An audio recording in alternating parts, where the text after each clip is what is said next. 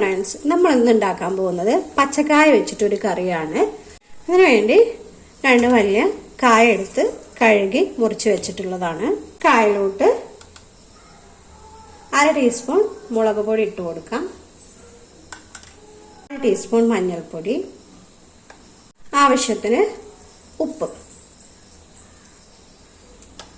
ഇനി ഇത് നല്ല പോലെ ഒന്ന് മിക്സ് ചെയ്ത് ഒന്ന് മാരിനേറ്റ് ചെയ്ത് വെക്കണം. ഒരുപാട് നേരമൊന്നും വേണ്ട, ഒരു 5-10 മിനിറ്റ് അത്ര മതിയാവും.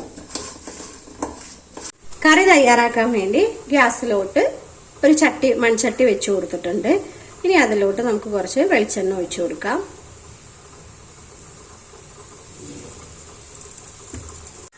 വെളിച്ചെണ്ണ ഒന്ന് ചൂടായി വന്നിട്ടുണ്ട്.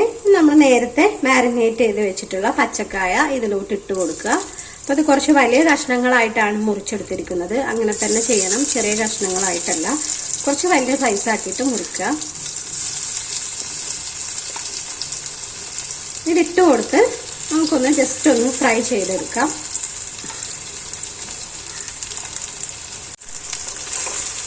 ഒന്ന് ഇളക്കി കൊടുക്കുക. ആ ഓയിലൊക്കെ എല്ലായിടത്തും ഒന്ന് തട്ടാൻ വേണ്ടിയിട്ട് നിരത്തി വെച്ച് കൊടുത്ത് ഒരു 5 മിനിറ്റ് ഇതുപോലെ ഒന്ന് ഫ്രൈ ചെയ്തെടുക്കാം. ചെറുതീയിലിട്ടിട്ട് വേണം ചെയ്യാനും. ഒന്ന് അടച്ചു വെച്ച് കൊടുക്കുക കേട്ടോ. ഇടയ്ക്കൊന്ന് തുറന്ന് നോക്കി അടിക്ക് പിടിക്കാത്ത രീതിയിലൊന്ന് ഇളക്കി കൊടുക്കുക കേട്ടോ.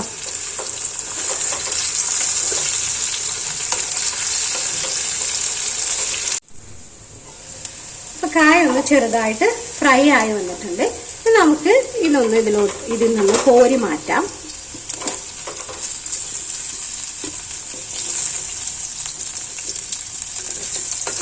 ഇത് കംപ്ലീറ്റ് ആയിട്ട് വന്നിട്ടില്ല, ഒരു പകുതി വേവേ ആയിട്ടുള്ളൂ. അത്ര മതി. നമ്മൾ ജസ്റ്റ് ഒന്ന് ഫ്രൈ ചെയ്തെടുക്കാൻ വേണ്ടിയിട്ടാണ്.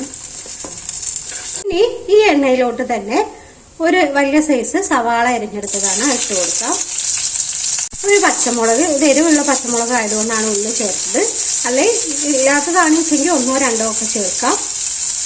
ഒന്ന് വഴറ്റി കൊടുക്കണം. ഒന്ന് വാടി വരട്ടെ. ഉപ്പിട്ട് കൊടുക്കുക കേട്ടോ ആവശ്യത്തിന്. സവാള ഒന്ന് പെട്ടെന്ന് വാടിയും വന്നോളും. ഇതും കൂടെ ഒന്ന് ഇളക്കി ചെറു തീയിലിട്ട് ഒന്ന് സവാള ഒന്ന് വാടി വരുന്നത് വരെ ഒന്ന് അടച്ചു വെച്ച് കൊടുക്കാം.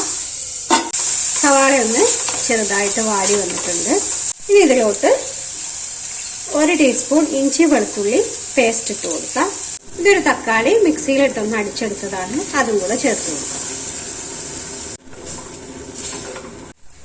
ഇതൊന്ന് ചെറുതായിട്ട് തിളച്ച് വരാൻ തുടങ്ങിയിട്ടുണ്ട്.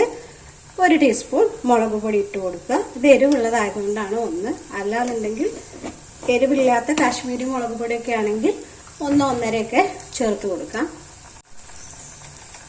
1/2 ടീസ്പൂൺ മഞ്ഞൾപ്പൊടി, 2 ടീസ്പൂൺ മല്ലിപ്പൊടി,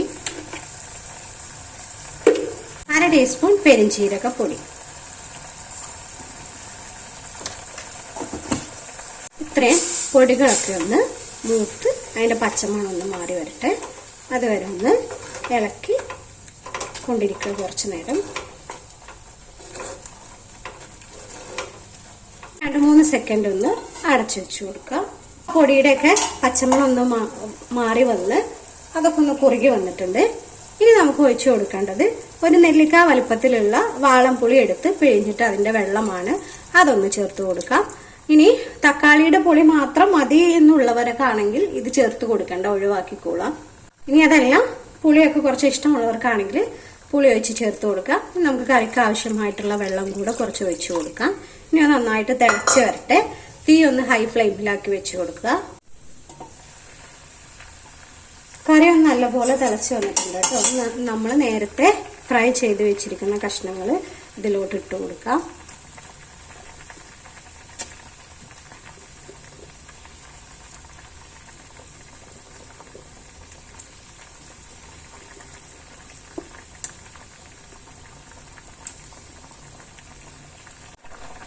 ഇനി കുറച്ച് നേരം അടച്ചു വെച്ച് വേവിക്കുക. ഈ കഷ്ണങ്ങൾ ഈ ഗ്രേവിയിലൊക്കെ ഒന്ന് പിടിച്ച് അത് രണ്ടും ഒന്ന് ശരിക്കും മിക്സായി വരട്ടെ. അതുവരെ ഒന്ന് അടച്ചു വെച്ച് വേവിക്കാം. കറി ഇവിടെ പാകമായി വന്നിട്ടുണ്ട്. പീസൊക്കെ ശരിക്കും വെന്ത് വെള്ളമൊക്കെ കുറച്ച് പറ്റിച്ച് വെച്ചിട്ടുണ്ട്. ഗ്രേവി വേണ്ടവരാണെങ്കിൽ കുറച്ച് വെള്ളം നീട്ടിയെടുക്കുക, അല്ലെങ്കിൽ ഇതുപോലെ വെള്ളം ഒന്ന് വറ്റിച്ചെടുക്കുക കേട്ടോ. ഇനി ഇതൊന്ന് താളിച്ച് വയ്ക്കണം. അതിന് വേണ്ടി വേറൊരു പാന് വെച്ച് കൊടുത്തിട്ടുണ്ട്. നമുക്കതിലോട്ട് ഓയിൽ ഒഴിച്ചു കൊടുക്കാം. എണ്ണ ഒന്ന് ചൂടായി വന്നിട്ടുണ്ട് കേട്ടോ. നമുക്കൊരു 1/2 ടീസ്പൂൺ കടുക് ഇട്ട് കൊടുക്കാം. കടുക് ഒന്ന് പൊട്ടി വന്നു.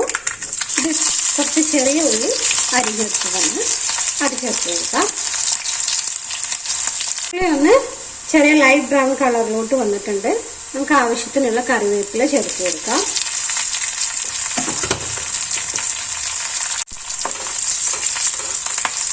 റെഡി ആയിട്ടുണ്ട്. താളിച്ചത് നമുക്ക് കറിയുടെ മുകളിലൂടെ ഒഴിച്ചു കൊടുക്കാം. കറി ഇവിടെ റെഡി ആയിട്ടുണ്ട് കേട്ടോ. നമ്മുടെ പച്ചക്കായ കറി. ചോറിനൊക്കെ ഈ കറി ഉണ്ടെങ്കിൽ പിന്നെ നമുക്ക് പ്രത്യേകിച്ച് വേറെ നോൺ വെജ് ഐറ്റംസ് ഒന്നും വേണ്ട. ഇത് മാത്രം മതിയാവും. ഇതൊരു പപ്പടം ഉണ്ടെങ്കിൽ നമുക്ക് ഉഷാറായിട്ട് ഒരു പാത്രം ചോറുണ്ണാം. അപ്പോൾ ഇതുവരെ ഇതുപോലെ വെച്ച് നോക്കാത്തവരാണെങ്കിൽ ഒന്ന് വെച്ച് നോക്കി അഭിപ്രായം പറയണേ. അപ്പോൾ ഈ ചാനലിലിടുന്ന വീഡിയോസൊക്കെ നിങ്ങൾക്ക് ഇഷ്ടമാവുന്നുണ്ടെങ്കിൽ ലൈക്കും കമൻറ്റും ഷെയറൊക്കെ ഒന്ന് തരണേ. അതുപോലെ ചാനൽ ആദ്യമായിട്ട് കാണുന്നവർ ഒന്ന് സബ്സ്ക്രൈബ് ചെയ്യാനും ഓർക്കണേ. Okay, thank you.